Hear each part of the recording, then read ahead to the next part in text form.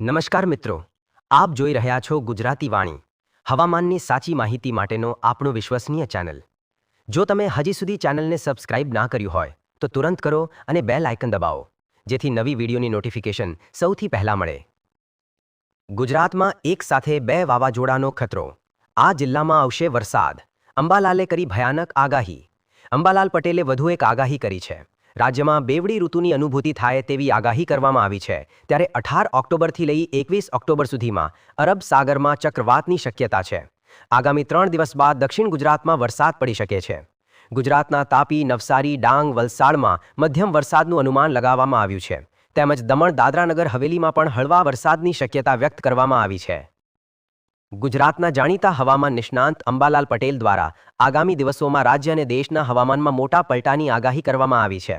અંબાલાલ પટેલની આગાહી મુજબ દક્ષિણ ગુજરાતમાં હળવો વરસાદ થઈ શકે છે, જ્યારે બંગાળની ખાડી અને અરબી સમુદ્રમાં એક સાથે 2 શક્તિશાળી ચક્રવાતની શક્યતાઓ વ્યક્ત કરવામાં આવી છે, જેની અસર ગુજરાતના હવામાન પર પણ જોવા મળશે.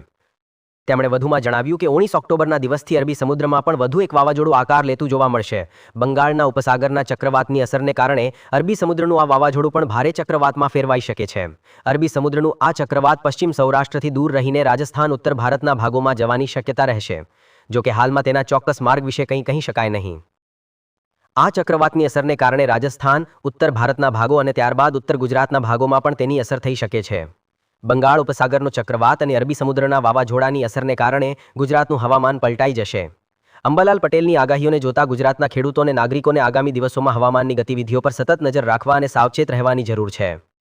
અંબાલાલ પટેલના મતે આગામી 22મી ઓક્ટોબર સુધીમાં દક્ષિણ ગુજરાતના ભાગોમાં હળવા ભેજના કારણે વાતાવરણ વાદળછાયું રહી શકે છે અને હળવો વરસાદ પણ થઈ શકે છે. ખાસ કરીને 20 થી 22 ઓક્ટોબર દરમિયાન આહવા, ડાંગ અને વલસાડના ભાગોમાં વરસાદની શક્યતા છે. હવામાનની સૌથી મોટી ગતિવિધિ બંગાળની ખાડીમાં થવાની શક્યતા છે. 23 અને 24 ઓક્ટોબર દરમિયાન બંગાળના ઉપસાગરમાં એક વાવાઝોડું આકાર લેતું જોવા મળશે. આ સિસ્ટમ મજબૂત બનીને 28 અને 29 ઓક્ટોબર સુધીમાં એક ભારે ચક્રવાતમાં ફેરવાઈ જવાની શક્યતા છે. દરમિયાન પવનની ગતિ 100 થી 150 કિલોમીટર પ્રતિ કલાક જેટલી રહી શકે છે. બંગાળના ઉપસાગરમાં ભારે વરસાદ પણ થઈ શકે છે, જેની અસર દક્ષિણ ભારતમાં પણ વર્તાશે. અંબાલાલ પટેલે આગાહી કરતા જણાવ્યું કે નવા વર્ષમાં ઠંડા પવનો ફૂંકાશે. ડિસેમ્બરમાં હાડ થીજવતી ઠંડીની આગાહી તેમણે કરી છે. આ વર્ષે ઠંડીમાં ન્યૂનતમ તાપમાન 10 ડિગ્રીથી નીચું જવાની શક્યતા છે. દક્ષિણ ભારતમાં ભારે વરસાદ થવાના કારણે પણ ગુજરાતના હવામાન પર અસર થશે તેવી આગાહી હવામાન નિષ્ણાંત અંબાલાલ પટેલે કરી છે. 23મી ઓક્ટોબરથી રાજ્યમાં ઠંડીની શરૂઆત થશે. નવા વર્ષમાં ઠંડા પવનો ફૂંકાશે. અંબાલાલ પટેલની અન્ય આગાહીઓ વિશે વાત કરીએ તો આ મહિનાના અંતમાં એક મજબૂત વેસ્ટર્ન ડિસ્ટર્બન્સ દેશના ઉત્તરી પર્વતીય ભાગોમાં આવવાની શક્યતા રહેશે. 7 નવેમ્બર બાદ પણ દક્ષિણ ભારતમાં ભારેથી અતિ ભારે વરસાદની શક્યતા છે, જેની અસર ગુજરાતના કેટલાક ભાગોમાં પણ જોવા મળશે. નવેમ્બર માસમાં દેશ સહિત ગુજરાતનું હવામાન પલટાઈ જશે અને જાણે શિયાળો અને ચોમાસું એકસાથે આવ્યું હોય તેવો માહોલ જણાશે. મિત્રો, અંબાલાલ પટેલની આ આગાહી વિશે તમારું શું કહેવું છે? શું તમને લાગે છે કે આ વર્ષે ઠંડી વહેલી આવશે? તમારો અભિપ્રાય નીચે કોમેન્ટમાં જરૂર લખજો.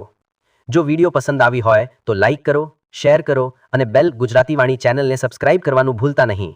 ધન્યવાદ મિત્રો, ફરી મળીએ નવી રસપ્રદ વિડીયો સાથે.